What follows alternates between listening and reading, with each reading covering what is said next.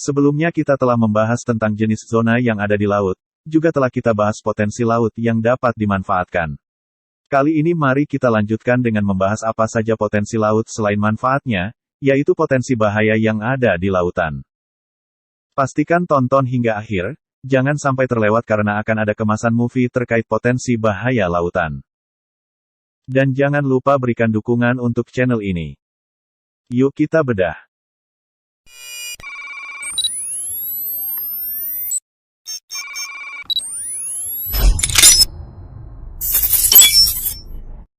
Laut menyimpan keindahan yang menakjubkan.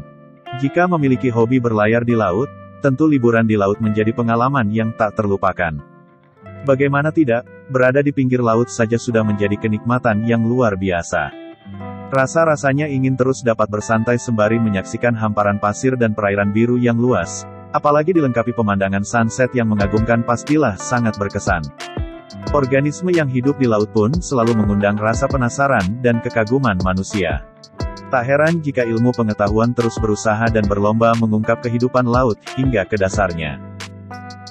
Namun, di balik pesona indahnya, laut juga menyimpan bahaya yang dapat membahayakan manusia. Potensi bahaya laut ada banyak penyebabnya. Yang acap kali terjadi ialah dikarenakan faktor cuaca.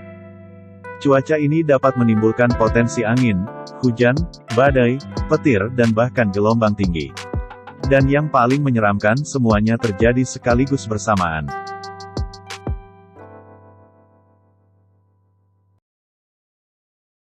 Pada saat musim barat, biasanya sering terjadi munculnya ombak pecah dengan gelombang setinggi 2-3 meter yang susul-menyusul dengan jarak tidak lebih dari 2 meter.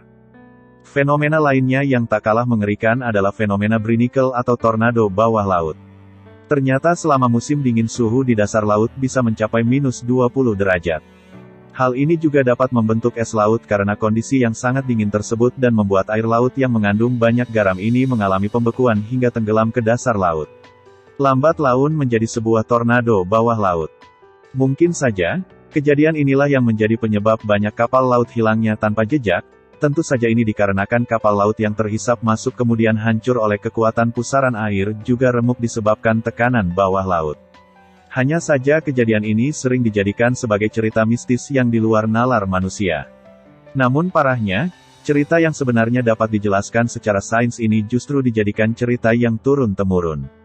Sehingga jika kemudian dibantah maka akan menjadi amarah dan keributan hanya karena dianggap sebagai cerita yang melegenda dan melebur menjadi budaya.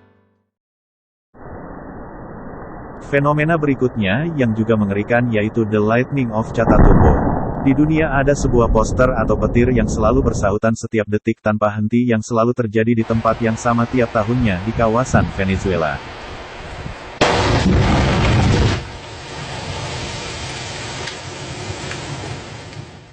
Fenomena yang juga sangat mengancam keselamatan ialah water spout atau tornado air, tornado jika di Indonesia disebut puting beliung. Fenomena ini dapat terbentuk ketika adanya kondensasi antara air dan awan yang mempertemukan udara lembab dan sejuk. Dengan adanya fenomena ini dapat menimbulkan berbagai kerugian pada manusia misalnya saja adanya kerusakan pada kapal nelayan, kapal besar ataupun dapat mengancam kehidupan jika menghantam daratan. Di Amerika Serikat sendiri, Florida adalah daerah paling rawan terbentuk tornado dan puting beliung. Di wilayah ini, setidaknya 400-500 tornado terbentuk setiap tahunnya. Namun dilaporkan juga terjadi di Selandia Baru, Australia dan Antartika. Beberapa waterspout juga ditemukan terjadi di pantai timur Amerika Serikat dan pantai California.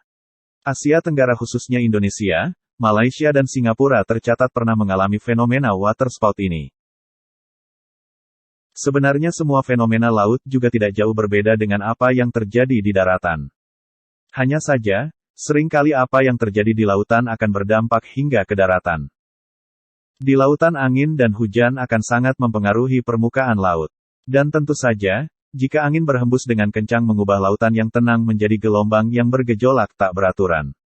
Akan menjadi sangat beresiko tinggi jika angin dan hujan tersebut datang bersamaan, karena hembusan angin cenderung lebih berat muatannya karena bertiup dengan membawa air di dalamnya.